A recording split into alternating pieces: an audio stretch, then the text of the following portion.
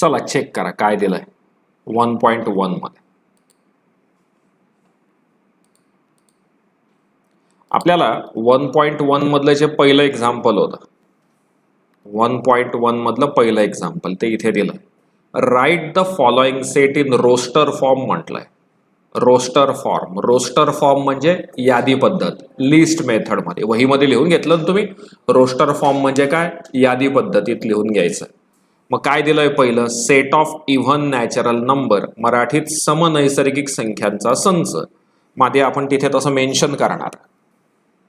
Set A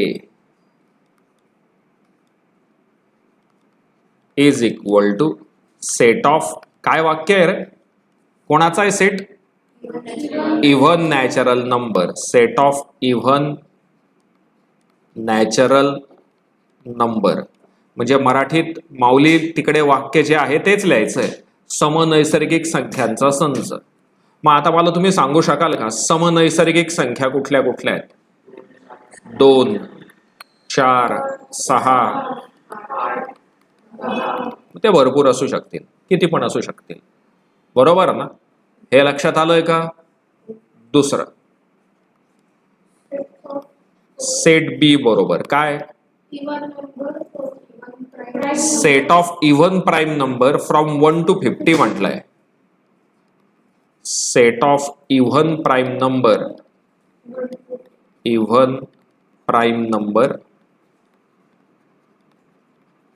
from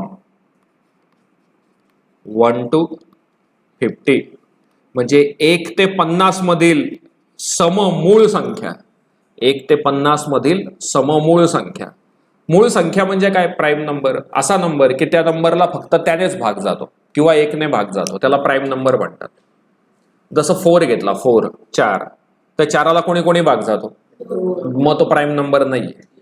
3 घेतला तर 3ला फक्त 3 नेच जातो, मग तो कोण आहे, प्राईम नंबर आहे. 10ला कोणी कोणी भाग जातो, मग तो प्राईम नंबर नाहीये. 5 घेतला तर 5ला कोणी डिवाइड करतात, फक्त मग तो प्राईम नंबर आहे. 7 पण येईल, 2 पण प्राईम नंबर आहे. मग लक्षात घ्या 1 ते 50 मधला इव्हन प्राईम नंबर फक्त 2 आहे, बाकी सगळे ऑड नंबर आहेत. कायम लक्षात राहू द्याल. इव्हन प्राईम नंबर कुठला आहे, फक्त 2.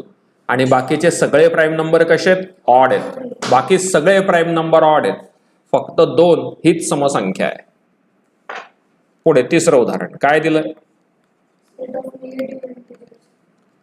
सेट ऑफ निगेटिव्ह इंटिजर्स, ऋण संख्या सगळ्या, म्हणजे -1, -2, -3 या पद्धतीने भरपूर सारे. बरोबर की नाही. चौथं सेट डी काय,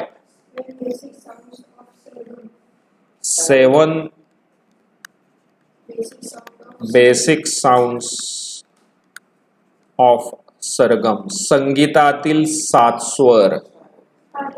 मग इथे असं आपल्याला लिहावं लागणार आहे, असं सा, रे, ग, म, प, ध, नी. फक्त 7 वरचा झाला, असे 7 स्वर आहेत. बरोबर ना. ही कन्सेप्ट लक्षात आली आहे, काही डाऊट? कन्सेप्ट क्लिअर आहे. प्रश्नात दिलेली माहिती कशात होती, रोस्टर फॉर्म मध्ये, म्हणजे रूल मेथड मध्ये.